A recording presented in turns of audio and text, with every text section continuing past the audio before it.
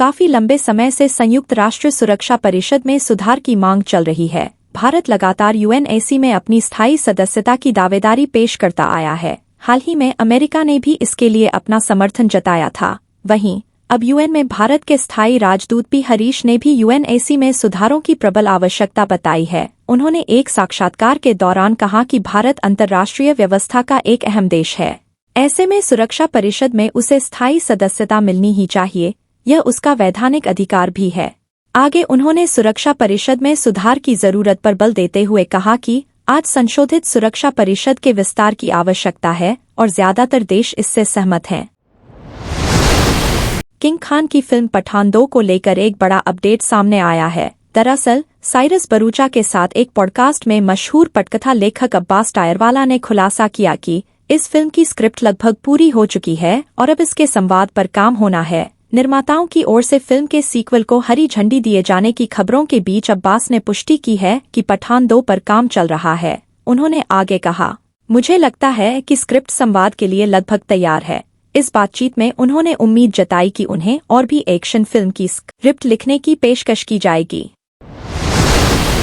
अरविंद केजरीवाल के इस्तीफे के बाद आतिशी आज शाम दिल्ली के मुख्यमंत्री पद की शपथ लेंगी। राजनिवास में शपथ ग्रहण समारोह होगा। कार्यक्रम को लेकर तैयारियां पूरी हो चुकी हैं। जानकारी के मुताबिक शाम 4:30 के बीच आतिशी मुख्यमंत्री पद की शपथ लेंगी। आधिकारिक सूत्र बताते हैं कि मंत्रियों के शपथ ग्रहण की फाइल राष्ट्रपति की मंजूरी के लिए भेजी गई थी। शुक्रवार देर शाम तक इस पर कोई जानकारी नहीं मिल पाई। संभावना है कि शनिवार सुबह राष्ट्रपति भवन से यह फाइल राजनिवास तक पहुंच सकती है। अधिकारियों से मिली जानकारी के मुताबिक मुख्यमंत्री अरविंद केजरीवाल का इस्तीफा और आतिशी के नेतृत्व में नई सरकार के गठन की मंजूरी राष्ट्रपति से मिल गई है।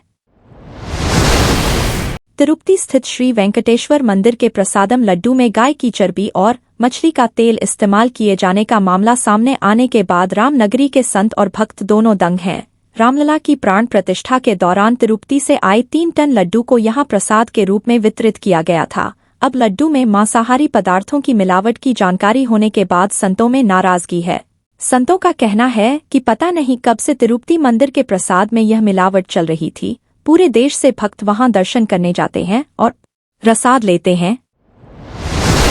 गुजरात में ट्रेन को पलटाने की बड़ी साजिश नाकाम कर दी गई। दरअसल सूरत के पास वडोदरा डिवीजन के तहत अपलाइन रेलवे ट्रैक के साथ छेड़छाड़ की गई। कुछ अज्ञात व्यक्तियों ने पटरी की फिश प्लेट और चाबी खोल दी। इससे बड़ा हादसा हो सकता था। पश्चिमी रेलवे वडोदरा डिवीजन ने बताया कि कुछ अज्ञात लोगों ने अपलाइन ट्रैक से फिश प्लेट और कुछ चाबियां खोलकर किम रेलवे स्टेशन के पास उसी ट्रैक पर रख दी। इसके बाद ट्रेन की आवाजाही रोकनी पड़ी।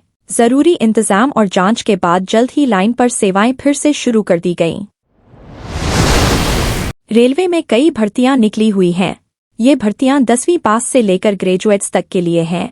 इसमें कुछ रिक्तियां अप्रेंटिस पदों के लिए भी हैं।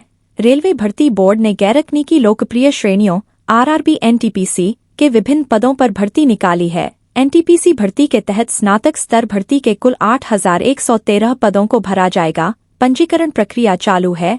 आवेदन करने की अंतिम तिथि 13 अक्टूबर 2024 है। इच्छुक और योग्य उम्मीदवार आधिकारिक वेबसाइट rapply.gov.in के माध्यम से आवेदन कर सकते हैं। दूसरी भर्ती भी रेलवे भर्ती बोर्ड की तरफ से ही की जाएगी। यह भर्ती एनटीपीसी के तहत पूर्व स्नातक पदों के लिए है। इसके तहत 3,445 पदों को भरा जाएगा।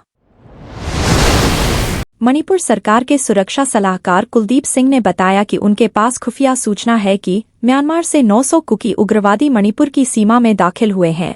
कुलदीप सिंह ने कहा कि ये उग्रवादी गुरिल्ला लड़ाई और ड्रोन से हमले करने में प्रशिक्षित हैं। मणिपुर सरकार के सुरक्षा सलाहकार कुलदीप सिंह ने कहा कि ये खुफिया रिपोर्ट भारत म्यांमार की सीमा पर मौजूद सभी जिलों के पुलिस अधीक्षकों को भेज दी गई है। मीडिया रिपोर्ट्स के अनुसार रिपोर्ट में बताया गया है कि म्यांमार से मणिपुर में घुसने वाले कुकी उग्रवादी बेहद खतरनाक हैं और वे 30 से 30 सदस्यों की यूनिट में हमले कर सकते हैं। पूर्वांचल से दिल्ली व पंजाब के लिए मुरादाबाद होकर 14 स्पेशल ट्रेनें चलाई जाएंगी। इनका संचालन 4 अक्टूबर से 17 नवंबर तक होगा। इन ट्रेनों के चलने से दशहरा, दिवाली व छठ पूजा पर घर जाने वाले यात्रियों को कंफर्म टिकट आसानी से मिल जाएगा। फिलहाल सैकड़ों यात्री कंफर्म टिकट की किल्लत से जूझ रहे हैं। रेल मंडल के मुरादाबाद, चंदौसी व बरेली स्टेशनों पर इन ट्रेनों का ठहराव होगा। यात्री अनारक्षित टिकट लेकर सफर कर सकेंगे, साथ ही बुकिंग की सुविधा भी रहेगी। सीनियर डीसीएम आदित्य गुप्ता ने बताया कि कई ट्रेनों में अतिरिक्त कोच जोड़कर संचालन करने का भी प्लान है।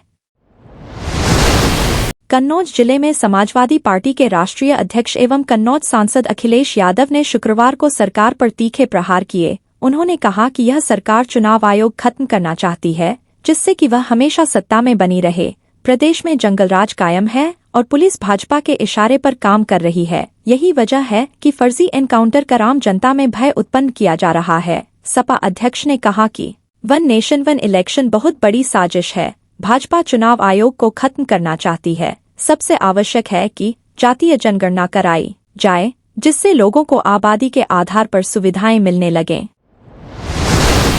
मध्य प्रदेश में आयुर्वेद और आयुष चिकित्सा सेवाओं को विस्तार देने के उद्देश्य से 5 नवीन शासकीय आयुर्वेद महाविद्यालय और 2 नवीन 50 बिस्तरीय आयुष चिकित्सालयों की स्थापना को स्वीकृति दी गई है।